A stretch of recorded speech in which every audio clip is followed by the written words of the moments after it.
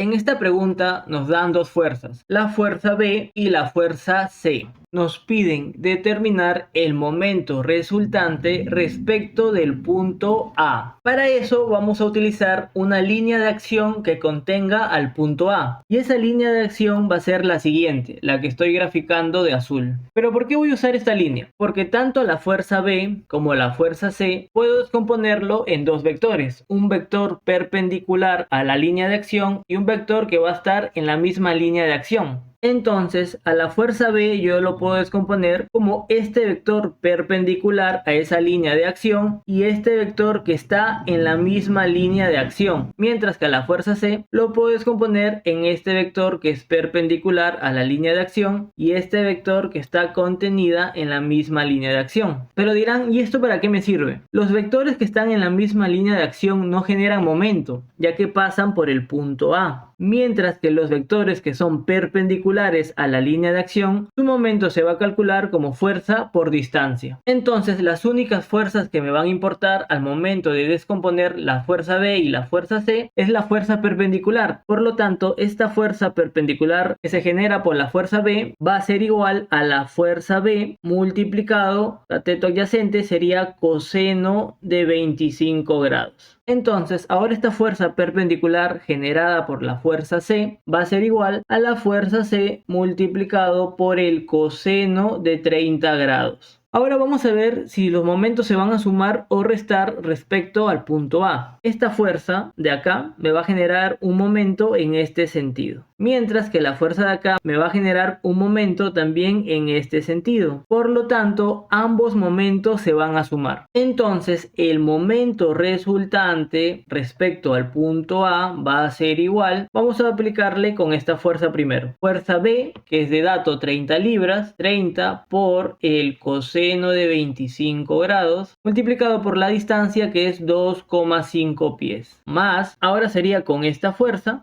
C, que es 45 libras por el coseno de 30 grados, multiplicado por la distancia. Y en este caso la distancia sería 2,5 más 0,75 pies, lo que nos da una distancia de 3,25 pies. Entonces, ya operando en la calculadora, el momento resultante respecto al punto A va a ser igual a 194,63 libras pies. Y esta sería la respuesta de la primera pregunta. Ahora vamos con la segunda pregunta. El cable del remolque ejerce una fuerza P de 4 kilonewtons en el extremo del aguilón de 20 metros de longitud. Entonces aquí tenemos una longitud de 20 metros. Además, este ángulo es igual a 30 grados. Nos piden determinar la posición X de tal forma que la fuerza P produzca el momento máximo respecto al punto O.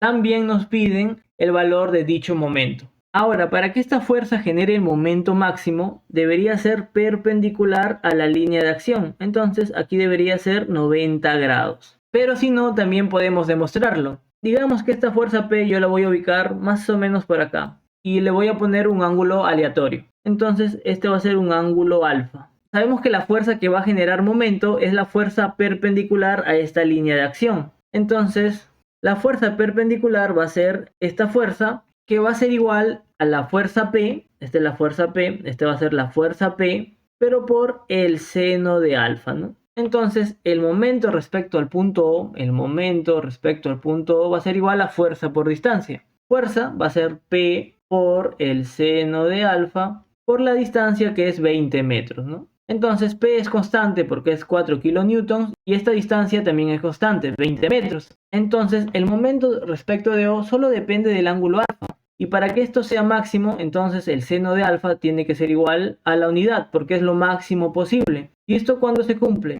Cuando alfa es igual a 90 grados. Por eso que les decía que este angulito debería ser 90 grados. Entonces, con este ángulo que es 90 grados, ya podemos calcular el valor de X. Solo nos quedaría usar geometría.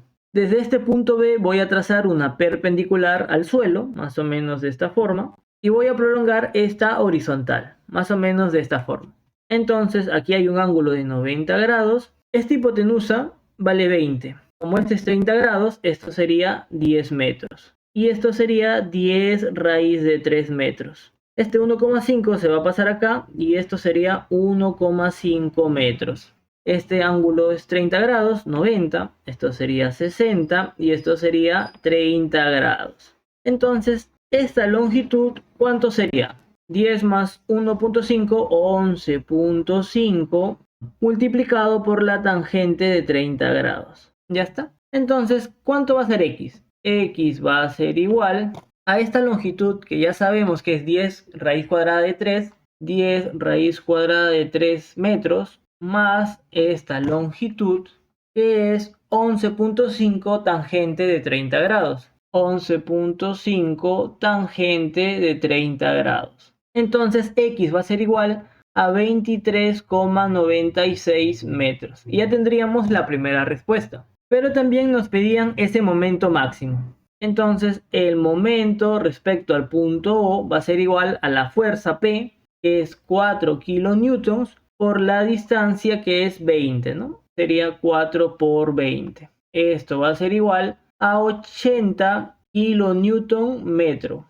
Y esta sería nuestra segunda respuesta. Ahora nos toca la pregunta 3. Nos dice, la tubería está sometida a una fuerza de 80 newtons. Nos pide determinar el momento de esta fuerza con respecto al punto A. En este caso, a diferencia de las dos preguntas anteriores, no podemos calcularlo escalarmente. Por lo tanto, vamos a usar la fórmula del momento vectorialmente. Recordemos que el momento respecto a un punto X va a ser igual a la posición respecto a ese punto X de una fuerza multiplicado por la fuerza. El vector posición va a ser medido desde el punto del cual yo quiero el momento resultante. Yo quiero desde el punto A. Entonces, desde el punto A voy a medir la posición hasta llegar a la fuerza, ¿no es cierto? Entonces, mi vector posición va a ser esta. Este va a ser mi vector posición. Pero obviamente necesito que esté vectorialmente. Entonces, el vector posición, ¿a qué va a ser igual? Si vemos, este es el eje X, ¿no es cierto?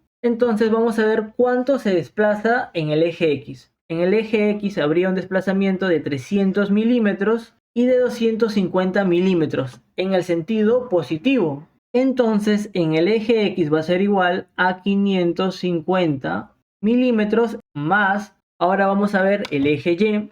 El eje Y está en este sentido, ¿no es cierto? Entonces, hay que ver cuánto se desplaza en el eje Y. Y en el eje Y solo se desplaza 400 milímetros. Por lo tanto, en esto sería más 400J. Ahora nos falta en el eje Z. El eje Z es el vertical hacia arriba, ¿no es cierto? Entonces vamos a ver cuánto se desplaza. En el eje Z, en el mismo sentido, solo se desplaza 200 milímetros, pero hacia abajo. Por lo tanto, aquí sería menos 200K. Y obviamente todo en milímetros. Ahora de la misma forma vamos a descomponer la fuerza F. La fuerza F lo puedo descomponer en este triángulo rectángulo. Sería de esta forma hacia abajo y en esta diagonal, ¿no es cierto? Entonces la fuerza F es 80. Este angulito es 30. Entonces a 30 se lo pone la mitad. Esto sería 40 newtons. Esta fuerza va a ser 40 raíz de 3 newton. Pero observamos que solo tenemos un vector conocido, el 40 newton, ya que está vertical y estaría en el mismo sentido del eje Z. Pero el 40 raíz de 3 newton no está ni en el eje X ni en el eje Y. Tenemos que descomponerlo y para eso vamos a usar este triángulo rectángulo. Entonces vamos a descomponer en esta fuerza y en esta fuerza, ¿no? Como este ángulo es 40, este sería seno de 40. Este va a ser 40 raíz cuadrada de 3 por el seno de 40 grados. Y este sería coseno, 40 raíz cuadrada de 3 por el coseno de 40 grados. Entonces, ahora sí ya tengo descompuesto el vector F. El vector F va a ser igual, en el eje X esto sería positivo. 40 raíz cuadrada de 3 por el seno de 40 grados. Esto es positivo en el eje X. Ahora esto sería en el eje Y, pero también sería positivo, más 40 raíz cuadrada de 3 coseno de 40 grados, vector unitario J. Y ahora nos faltaría en el eje Z. 40 newton sería en el eje Z, pero apunta hacia abajo, por lo tanto es negativo. sería menos 40K. Y todo en Newton. Aquí hubo un detalle. El momento es la posición producto vectorial la fuerza, ¿ya? Entonces lo voy a poner con otro color. Sería la posición producto vectorial la fuerza. Entonces ese momento lo podemos obtener de la siguiente manera. Aquí ubicamos el eje X, aquí ubicamos el eje Y y aquí ubicamos el eje Z, ¿no? Es una forma de un producto vectorial que ya lo hemos usado desde academia, ¿no? Primero sería el vector posición, que va a ser 550, 400 y menos 200. Aquí va a ser 44.53. Obviamente operando todo esto, pues, ¿no? Y todo esto va a ser igual a 53,07. Y esto sería menos 40. Y ya operando esto nos va a resultar que el momento respecto al punto A va a ser igual a menos 5.386 más 13.094 más 11.376,5K, y todo esto en unidades Newton milímetro. Y esta sería la respuesta. Ahora vamos con la pregunta número 4. Una van viaja a 20 km/h cuando el acoplamiento del remolque en A falla. Si la masa del remolque es de 250 kilogramos y recorre 45 metros antes de detenerse, determina la fuerza horizontal constante F creada por la fricción de rodamientos que hace que el remolque se detenga. A ver, solo vamos a analizar al remolque. Entonces, este va a ser nuestro cuerpo de análisis. Primero, en este instante sabemos que la rapidez va a ser igual a 20 kilómetros por hora, ¿no es cierto? Vamos a pasarlo a metros por segundo. Recordemos que 1000 metros es igual a 1 kilómetro y 1 hora es igual a 3600 segundos, ¿no? Ya lo tendríamos en metros por segundo. Entonces la rapidez en este instante va a ser igual a 5,56 metros por segundo. Como se va a detener por la acción de una fuerza constante, la aceleración también va a ser constante. Entonces estaríamos en un MRV. Vamos a aplicar la siguiente fórmula. Rapidez final al cuadrado es igual a rapidez en este instante, vamos a poner al cuadrado, menos el doble de la aceleración por el desplazamiento o la distancia recorrida. Obviamente mi velocidad final va a ser igual a 0 porque yo quiero que se detenga. 0 al cuadrado de 0 va a ser igual mi velocidad en este instante, 5,56 metros por segundo, todo al cuadrado, menos el doble de la aceleración, que es lo que quiero hallar usando esta fórmula, ¿no? Y el desplazamiento o la distancia recorrida me dan de dato que recorre 45 metros antes de detenerse, ¿no? Entonces sería por 45 metros. Entonces resolvemos esta ecuación y la aceleración va a ser igual a 0,34 metros por segundo al cuadrado. Entonces, en mi remolque, ¿qué fuerzas van a actuar? La fuerza de fricción, que va a ser constante según dato del problema. Obviamente también va a haber una fuerza peso, que la vamos a ubicar de esta manera, una fuerza peso, y una fuerza normal ejercida por el suelo. Pero recordemos que el fenómeno es horizontalmente. ¿Y cuál es la única fuerza que es horizontalmente? Es la fuerza F, que es nuestra incógnita. Podría haber aquí también en este punto de contacto una fuerza horizontal, pero el dato nos dice que el acoplamiento del remolque falla, ¿no? Por lo tanto, la única fuerza que va a actuar en el remolque va a ser igual a la fuerza de fricción. Y aplicaríamos la segunda ley de Newton. Sumatoria de fuerzas es igual a la masa por la aceleración. ¿Qué fuerzas actúan en sentido del movimiento? Es la fuerza F de fricción. Es igual a la masa. La masa del remolque es 250 kilogramos. Esto sería 250 multiplicado por la aceleración, que es 0,34. Y esto nos saldría 85 newton. Por lo tanto, esta sería nuestra respuesta. Continuamos con la pregunta 5. La masa de cada una de las barcazas es 30 mg, mientras que la del remolque es 12 mg. Dice que se va a remolcar las barcazas a 4 metros por segundo con rapidez constante. Esto es muy importante. Luego capaz lo vamos a utilizar, ¿no? El remolcador debe vencer la resistencia de rozamiento del agua, la cual es de 2 kN para cada una de las barcazas y 1,5 para el remolcador. Si el cable entre A y B se rompen, que sería este cablecito, determina la aceleración del remolcador. A ver, antes que se rompan, nos dan de dato que se mueve todo el sistema a una rapidez constante. ¿Esto qué me quiere decir que sea rapidez constante? Que la sumatoria de fuerzas es igual a 0. Obviamente mi suma va a ser horizontalmente, ¿no? Que es lo que me importa en este problema. Pero vamos a utilizarlo como un sistema, para no tener que utilizar las tensiones que unen a cada barcaza, ¿no? Pero en esta figura me falta una fuerza. Le voy a poner una fuerza F, ¿ya? Esta va a ser una fuerza F. ¿Y esta fuerza qué va a ser? Esta fuerza es la que ejerce el motor del remolcador para poder llevar a las 3 barcazas. Le vamos a poner una fuerza F. Como en este estado se mueve a rapidez constante, la fuerza F va a tener que vencer a la resistencia que opone el viento a las 3 barcazas y al mismo remolcador. Por lo tanto, la fuerza F va a ser igual a la suma de las 4 resistencias, 2 kN, 2 kN y 2 kN de las 3 barcazas y 1,5 kN del mismo remolcador. Por lo tanto, la fuerza F va a ser igual 6 más 1, 7,5 kN. Ahora, el segundo caso va a ser cuando se rompe AB. Se va a romper AB, por lo tanto, esta resistencia ya no lo vamos a considerar. Entonces aquí sí va a haber una fuerza resultante. Sumatoria de fuerzas es igual a la masa por la aceleración. Ahora, la aceleración va a ser en el mismo sentido que la fuerza F, porque el remolcador está jalando a todas las barcazas. Por lo tanto, en este sentido va a ser la aceleración. Entonces ubicamos el vector aceleración. Sumatoria de fuerzas, F va a ser positivo ya que está a favor de la aceleración, menos esta fuerza, con esta fuerza y con esta fuerza, que son las resistencias del viento.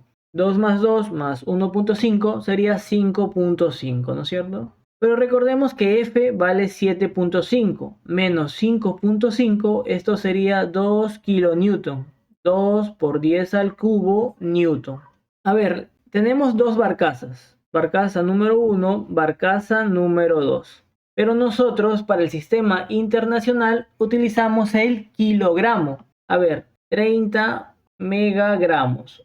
Esto es 10 a la 6. Esto sería 30 por 10 al cubo. Y tendríamos otro 10 al cubo por g, ¿no es cierto? Que sería kilogramos. Entonces, para pasarlo de megagramos a kilogramos, lo vamos a multiplicar por 10 al cubo. ¿Cuánto sería la masa total?